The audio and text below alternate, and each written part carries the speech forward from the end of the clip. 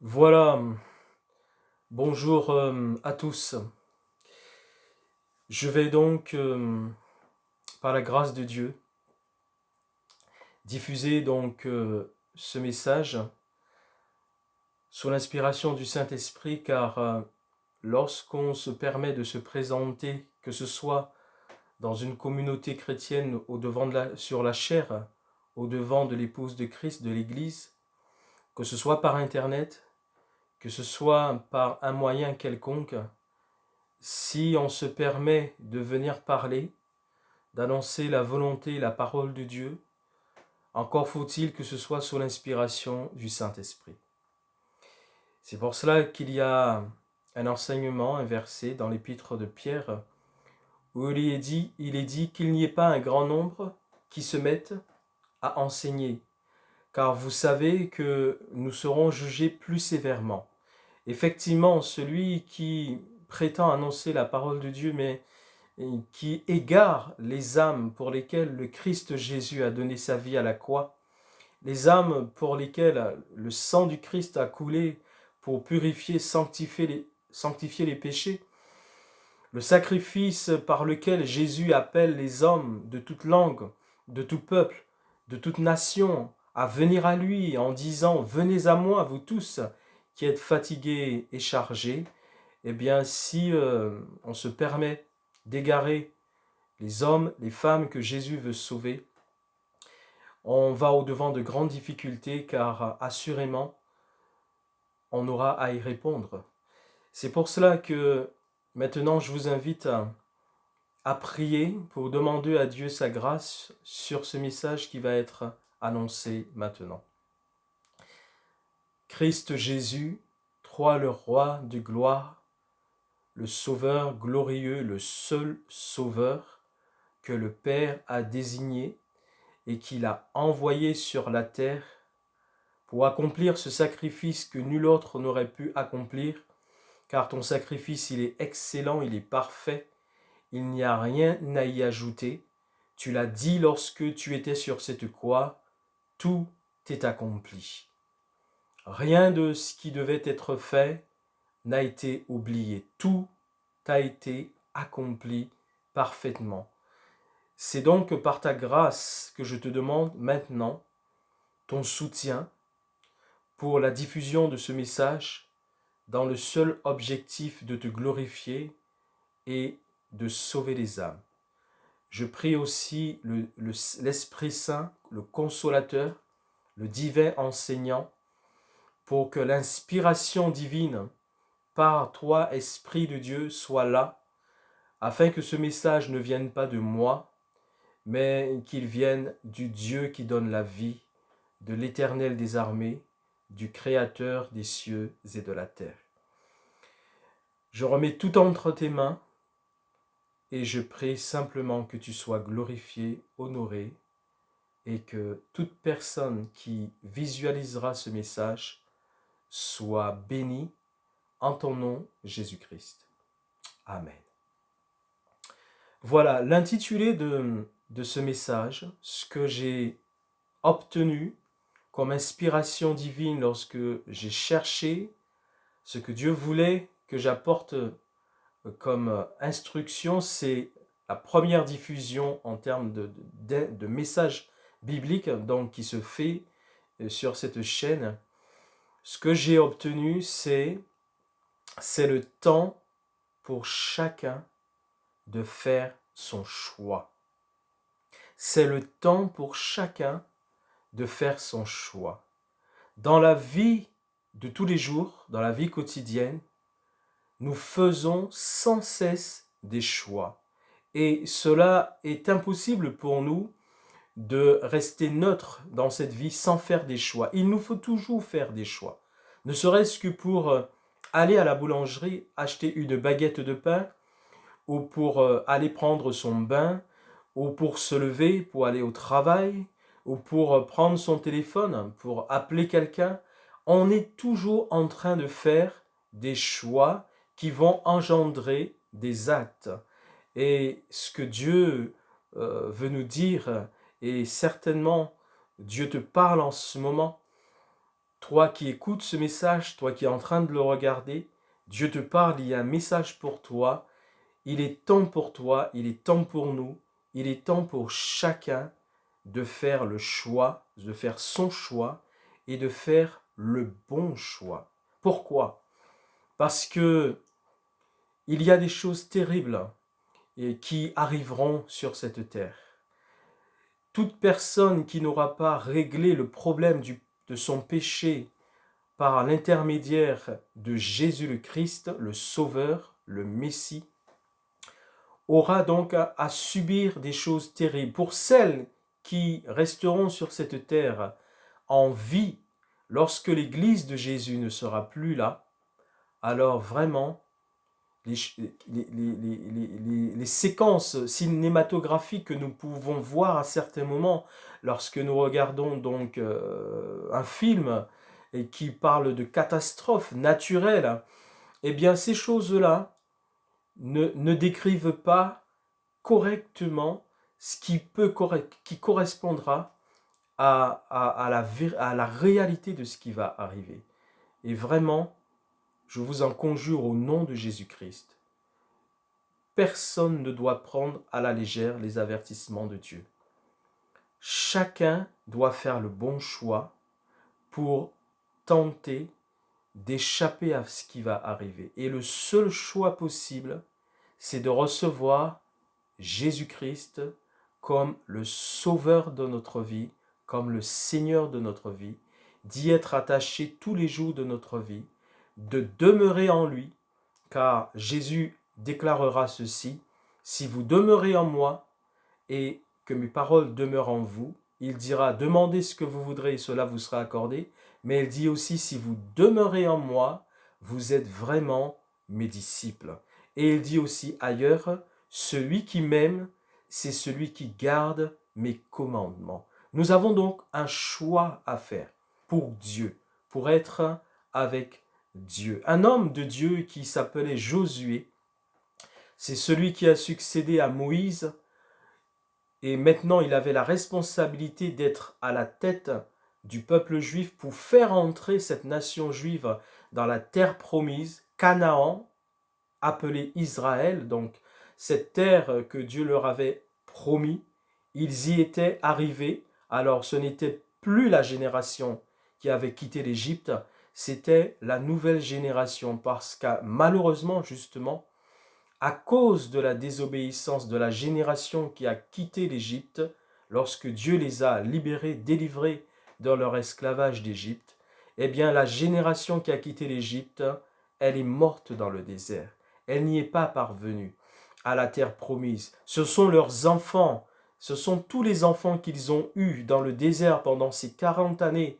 Ce sont ces enfants qui ont formé la nouvelle génération qui est entrée donc en Canaan, dans la terre promise. Et Josué, succédant à Moïse, donc, avait la charge de conduire le peuple dans la possession, dans la prise donc, de possession de ce pays, Israël.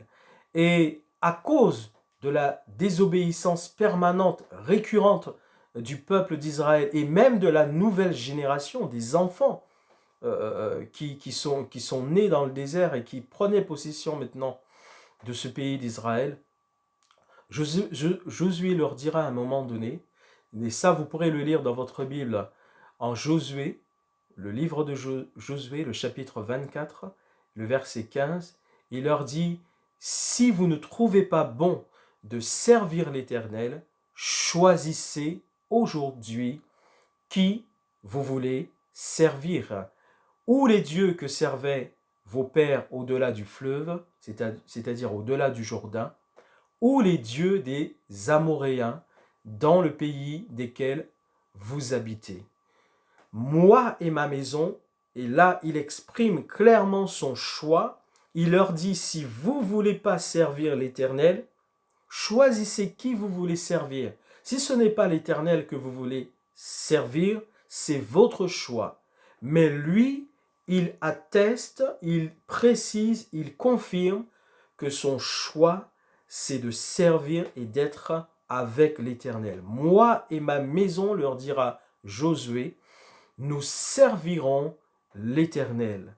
Et toi qui m'écoutes, toi qui me regardes, toi qui regardes, donc ce message, il faut que tu fasses ton choix.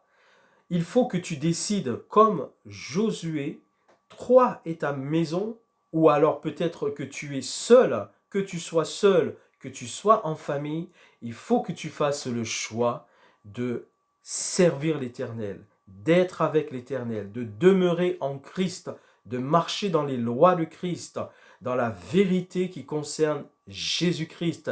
Parce que, je te le dis encore, dans les temps dans lesquels nous sommes arrivés, il est urgent pour nous de faire ce choix d'être avec Dieu. Si tu as encore le souffle de vie en toi, si j'ai encore le souffle de vie en moi, c'est la grâce de Dieu pour nous. C'est une faveur que nous ne méritons pas, mais que Dieu nous accorde afin que nous ayons encore le temps de faire le bon choix. Ils étaient donc devant cette question où il fallait qu'ils fassent un choix. Et sache et sachons que nul ne peut sauver nul autre. Personne ne peut sauver personne. En Ézéchiel 18, 20, et tu pourras le lire, vous pourrez le lire dans votre Bible, Dieu dit ceci, Ézéchiel 18, 20, l'âme qui pêche, c'est celle qui mourra. Le fils ne portera pas l'iniquité de son père, et le père ne portera pas l'iniquité de son fils. La justice du juste sera sur lui, et la méchanceté du méchant sera également sur lui. L'âme qui pêche, c'est celle qui mourra. Chacun aura à rendre compte devant Dieu pour ce qu'il aura fait de sa vie durant son pèlerinage terrestre.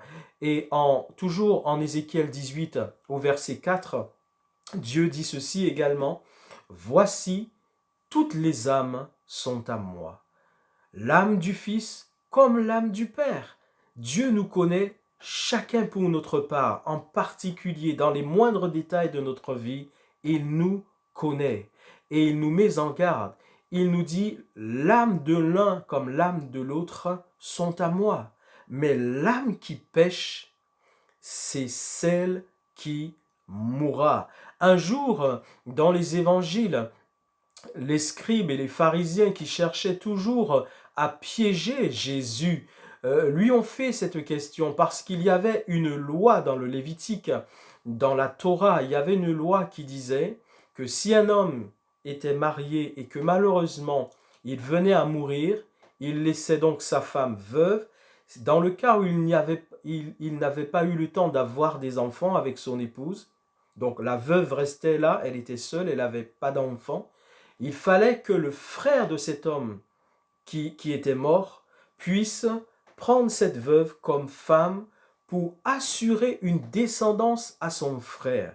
Voilà, le frère du défunt devait épouser la veuve qui était restée dans le but de lui donner des enfants afin d'assurer la descendance de ce frère qui était mort. Parce que le but, l'objectif de Dieu, c'était que le peuple ne puisse pas s'éteindre, qu'il n'y ait aucune des 12 tribus qui forment la nation d'Israël qui ne puisse disparaître. Donc il fallait s'assurer de la descendance de toutes les tribus pour qu'aucune tribu ne puisse donc s'éteindre, ne puisse disparaître. Et ils essaient de piéger Jésus et lui disent ceci, voilà, se basant sur cette loi, ils lui disent, un homme donc avait une femme du moins était mariée à un homme, et cet homme est mort. Son frère l'a épousée pour respecter la loi, et il est mort également.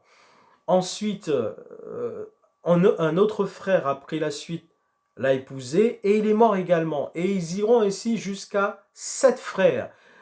Jusqu'à 7 frères. Donc l'histoire, c'est qu'il y avait 7 frères. Le premier avait une épouse, il est mort. Le second a pris la veuve comme épouse pour respecter la loi, il est mort. Ça se suit ainsi jusqu'au 7e frère. Et il pose ainsi la question à Jésus, mais à la résurrection des morts, de qui cette femme sera-t-elle l'épouse, puisqu'elle a eu les 7 frères comme mari? Alors, de qui sera-t-elle l'épouse? Et Jésus leur dit, mais vous n'y comprenez rien et vous ne connaissez pas en fait la révélation que je suis venu vous apporter. Vous n'avez pas encore la connaissance qu'il faut, parce qu'à la résurrection des hommes, il n'y aura plus de mari et de femme. Il n'y aura plus d'époux et d'épouse. Il n'y aura plus de famille. Dieu nous le dit, que dans le ciel, nous serons comme les anges dans le ciel. La famille que nous connaissons, la famille de chair et de sang que nous connaissons sur la terre, nous ne la retrouverons pas sous cette forme-là dans le royaume de Dieu. Moi, je suis un homme marié. Si par la grâce de Dieu, je persévère dans ses voies jusqu'à la fin de mes jours sur cette terre, et que par sa grâce, j'accède au royaume céleste, je ne retrouverai pas plus tard ma femme également, si elle persévère dans les voies de Dieu et qu'elle accède au royaume de Dieu, je ne la retrouverai pas en tant qu'épouse. Je ne retrouverai pas non plus mes enfants en tant qu'enfants. Et nous n'allons pas reformer dans le ciel la famille que nous formons actuellement sur la terre, pour bien montrer que ce ne sera plus la même chose, ce ne sera plus la vie que nous avons donc connue, que nous connaissons actuellement sur cette terre. L'âme qui pêche, c'est celle qui mourra. Le salut est individuel. Personne ne peut sauver personne. C'est pour cela que le choix t'appartient. Ne crois pas, si tu n'es pas converti, que c'est ta femme qui priera pour toi et tu seras sauvé, ou que c'est ton mari. Oui, ton époux prie pour toi. Oui, ton épouse prie pour toi. Oui, les parents prient pour les enfants. Mais cette prière que nous faisons a pour but de les aider, de permettre à Dieu d'agir dans les lieux invisibles, dans les lieux surnaturels, pour les pousser à venir à la vérité et à se repentir de leurs péchés et à accepter Jésus comme leur sauveur et leur Seigneur. Les prières que nous faisons, c'est pour que Dieu puisse les libérer, les délivrer de leur fardeau, de tout ce qui les retient, qui les empêche de venir à Jésus-Christ. Mais ils auront toujours le choix, poussés par le Saint-Esprit, aidés par le Saint-Esprit, ils auront toujours à faire le choix de venir à Jésus et de l'accepter comme sauveur et Seigneur. Alors c'est pour cela que Dieu te dit aujourd'hui, Dieu me dit, et Dieu dit à chacun de nous en Deutéronome 30, 15, vois, je mets aujourd'hui devant toi la vie et le bien. Je mets devant toi la mort et le mal. Ce qui veut dire qu'il y a un choix. Dieu dit, je mets la vie et le bien. Et je mets également la mort et le mal. Car je te prescris aujourd'hui d'aimer l'Éternel, ton Dieu, de marcher dans ses voies et d'observer ses commandements, ses lois et ses ordonnances, afin que tu vives et que tu multiplies et que l'Éternel, ton Dieu, te bénisse dans le pays où tu vas entrer en possession. C'était la parole qui avait été donnée au peuple d'Israël prenant possession du pays d'Israël, mais c'est cette même parole qui demeure aujourd'hui pour tout homme et toute femme qui vit sur cette terre. Je mets, dit l'Éternel, aujourd'hui devant toi la vie et le bien, la mort et le mal. Et au verset 19, toujours de Deutéronome 30, il est dit ceci, c'est la même chose, mais il est précisé ceci: choisis la vie afin que tu vives, toi et ta postérité. Choisis la vie. Tu as un choix à faire. Ne crois pas que c'est un autre qui le fera à ta place. Même s'il prie pour toi, il ne peut pas choisir à ta place. Tu as un choix à faire. Fais le bon choix. Choisis la vie afin que tu vives, te dit l'Éternel, te dit le Saint-Esprit aujourd'hui, par l'amour de Jésus-Christ. Choisis la vie afin que tu vives. Jésus nous a révélé par l'histoire qui se trouve dans l'évangile de Luc au chapitre 16 concernant donc 2 hommes qui vivaient sur la terre et qui sont décédés. Jésus nous a révélé leur vie après la mort. Dans cette parabole, Jésus parle de la réalité de la vie après la mort. Il y en a un qui était pauvre, c'était Lazare. Alors, ce n'est pas parce qu'il était pauvre qu'il sera sauvé, surtout pas. Il y en a un qui était riche, qu'on a appelé, intitulé dans la Bible, le mauvais riche. Ce n'est pas parce qu'il était riche qu'il ne sera pas sauvé, mais nous pouvons comprendre que le riche, sa foi, sa confiance, sa vie était basée sur sa richesse. Il ne pensait pas à la vie après la mort. Il ne pensait pas à l'éternité. Il ne se mettait pas il n'était pas inquiet de savoir, mais qu'est-ce qu'il adviendra de lui lorsqu'il aura quitté toutes ses richesses sur cette terre. D'ailleurs, c'est pour cela que Jésus dit ceci, euh, euh, euh, que servirait-il à un homme de gagner le monde entier s'il perd son âme? Il peut gagner le monde entier, mais il devra un jour laisser toutes ses richesses sur la terre. Que lui servira-t-il de gagner le monde entier s'il perd son âme? Et ce riche-là, c'est parce que sa vie était basée sur ses richesses.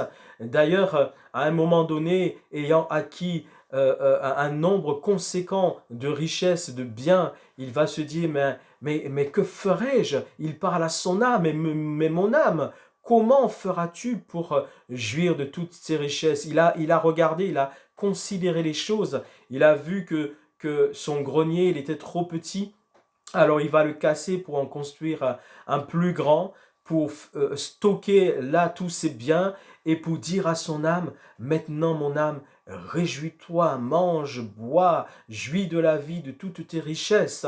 Et Dieu de lui dire, insensé, insensé, cette nuit même, ton âme te sera redemandée. Cette nuit même. Et toutes ces richesses que tu as accumulées, pour qui sera-ce? Parce que tu vas les laisser. Il ne s'était pas inquiété de son éternité. Et Lazare venait sans cesse au-devant de sa maison, demander l'aumône, essayer de tenter d'obtenir de ce riche quelques faveurs pour de la nourriture, pour de l'aide, pour s'en sortir un peu. Mais ce riche n'avait pas égard au pauvre Lazare. Son cœur était attaché à ses richesses. Et d'ailleurs, Jésus nous dit aussi dans les évangiles, là où est ton cœur, là où sera ton trésor. Si ton cœur est attaché à Dieu et à son royaume, comme Dieu nous dit, cherchez premièrement le royaume et la justice de Dieu. C'est ce que nous devons chercher premièrement. Et toutes choses vous seront données par-dessus tout. Parce que par nos inquiétudes, lorsque nous sommes dans le besoin, par nos inquiétudes, nous ne pouvons rien ajouter à notre vie, si ce n'est de nous rendre malades nous-mêmes. Ce qu'il faut faire lorsqu'on est inquiet, c'est de se confier en Dieu pour lui faire part de nos besoins. Alors, cherchez premièrement le royaume de Dieu et sa justice.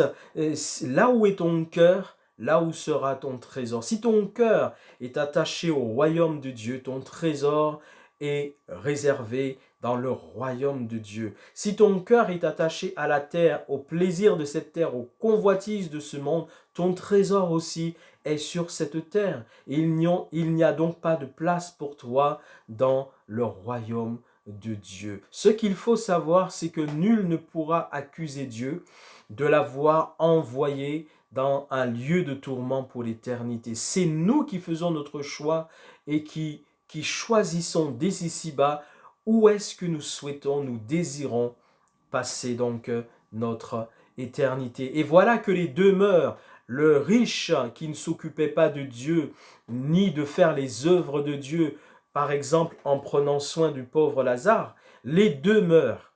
Et la différence, elle se fait déjà à leur mort, parce qu'il nous est dit que le riche, il a été enseveli. Ça veut dire qu'on l'a enterré, on l'a emmené au tombeau, tout simplement. Il a été enseveli, le riche. Tandis que Lazare, il a été emmené dans le sein d'Abraham. Et là, Jésus nous décrit la réalité de la vie après la mort de ces deux personnes.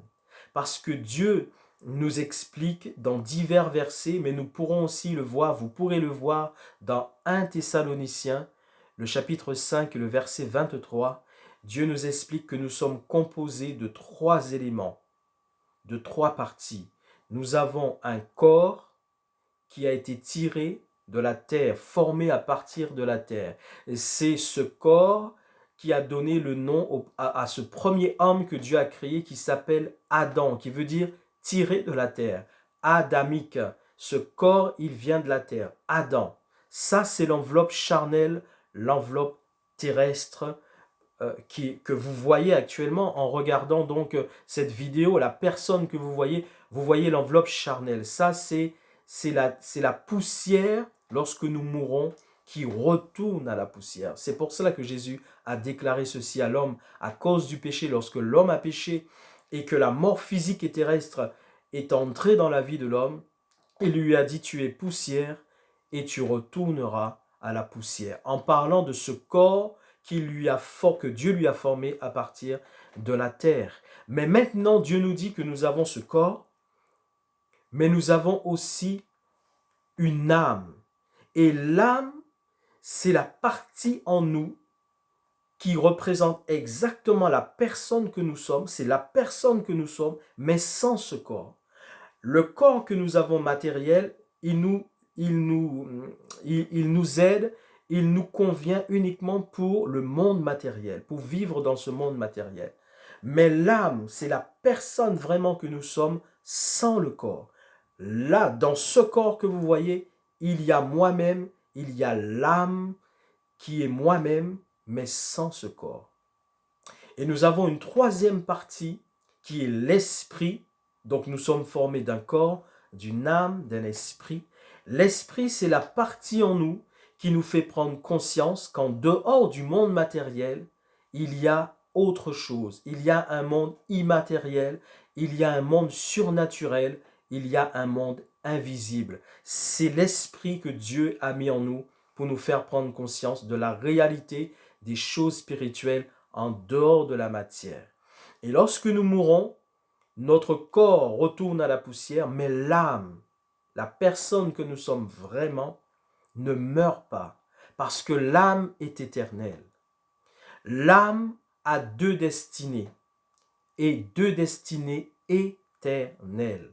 Une qui consiste à partir auprès de Dieu, dans la présence de Dieu, dans la gloire céleste pour l'éternité, dans la paix, la joie, la félicité glorieuse, ou alors une qui consiste malheureusement, en attendant même le jugement final, de partir déjà dans un lieu de tourment où l'âme souffre déjà terriblement. C'est ce lieu qui s'appelle l'enfer. C'est le lieu qui s'appelle l'enfer. L'âme qui va auprès de Dieu en attendant d'entrer dans l'éternité.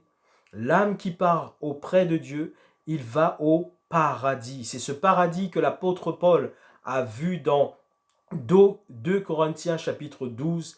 Il a été ravi, dit-il, il ne sait si c'est dans son corps ou hors de son corps, mais Dieu lui a montré le paradis.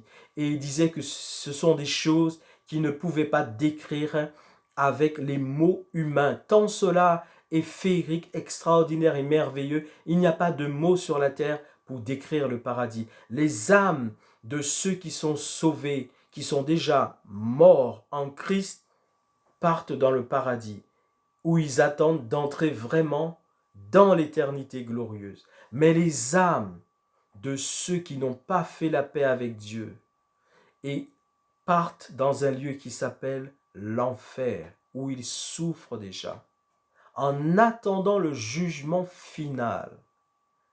Parce qu'après le jugement final, tous ceux dont les noms n'auront pas été trouvés dans le livre de vie seront jetés dans l'étang ardent de feu et de soufre pour l'éternité. Et dans ce même étang ardent de feu et de soufre seront également jetés le diable, l'antéchrist et le faux prophète.